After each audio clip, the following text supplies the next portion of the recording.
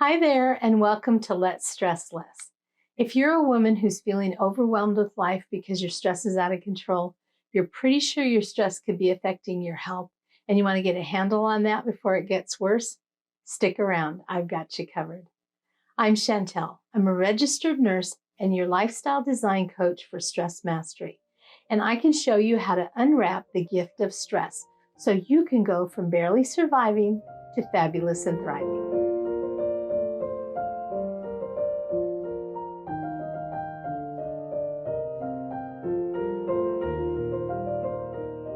Recently, I did a video on 4 types of stress, and today we're going to talk about one of those, which is situational stress, and we're going to dive a little bit deeper.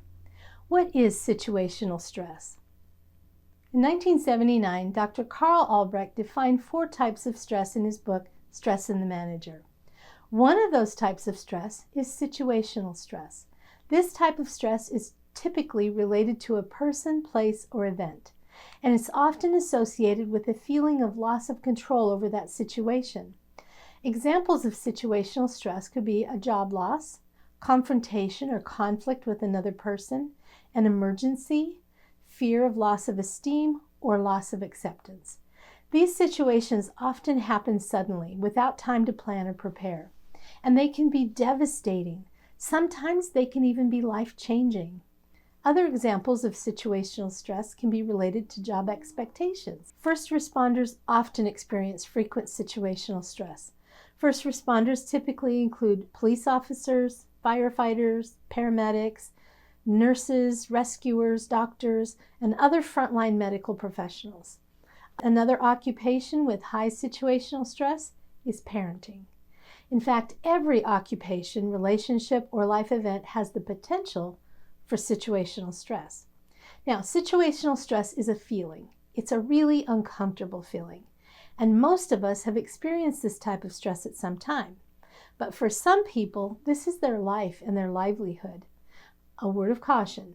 Some people become addicted to the excitement and adrenaline rush associated with situational stress. They feel bored and restless when they aren't in the midst of potential disaster.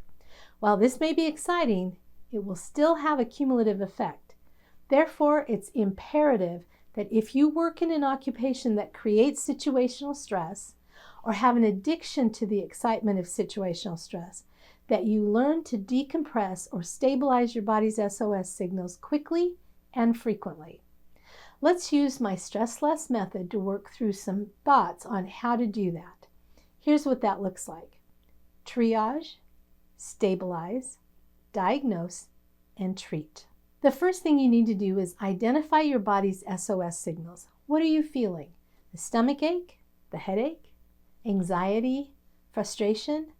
What are your body's signs of stress? This is triage. Remember, stress is your friend, and she's trying to get your attention. Her job is to warn, guide, and protect you. She's detected that something is wrong and you need to change it.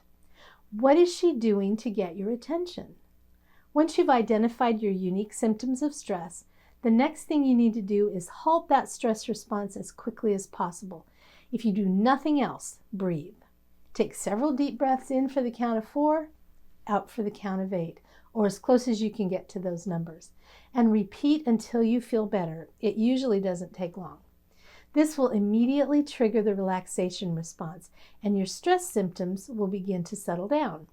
This is a stabilized phase. It isn't permanent, it just buys you some time to figure out some other things.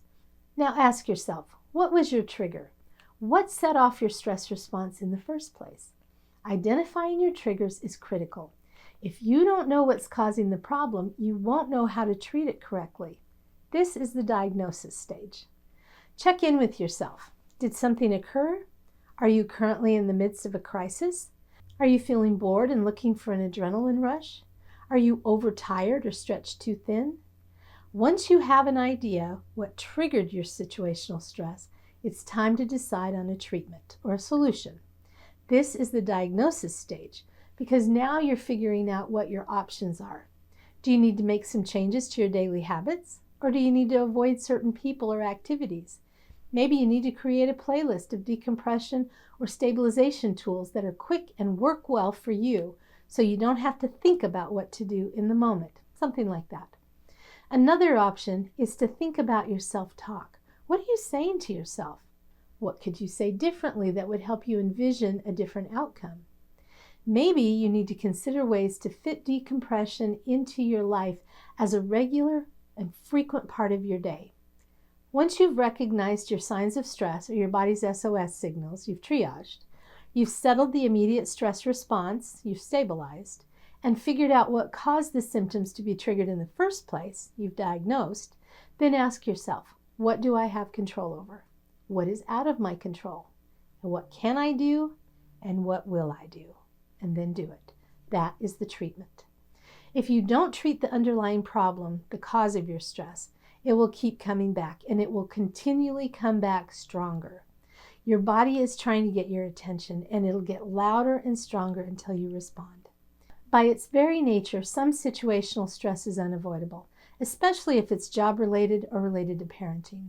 In this case, it's incredibly important to make sure you have plenty of downtime between anticipated events and schedule decompression into your day at frequent intervals. With thought and planning, you can decrease the frequency and intensity of situational stress. What situational stress have you experienced lately? Share in the comments.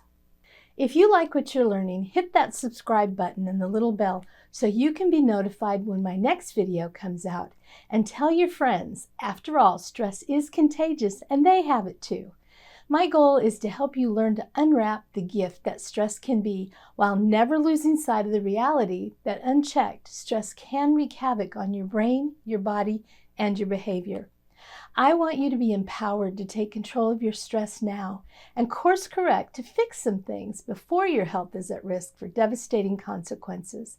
And I want to help you reframe your relationship with stress so you can fall in love with your new best friend. Join me each week right here for more tips, tools, and valuable insights as you learn how to recognize and unwrap the gift of stress so you can take control of your life, your health, and your happiness as you go from barely surviving to fabulous and thriving. And if you'd like more videos like this, make sure to watch the video on your screen. I think you'll like it. And always check the description box for links to more free tips and tools to help you master your stress. See you next time.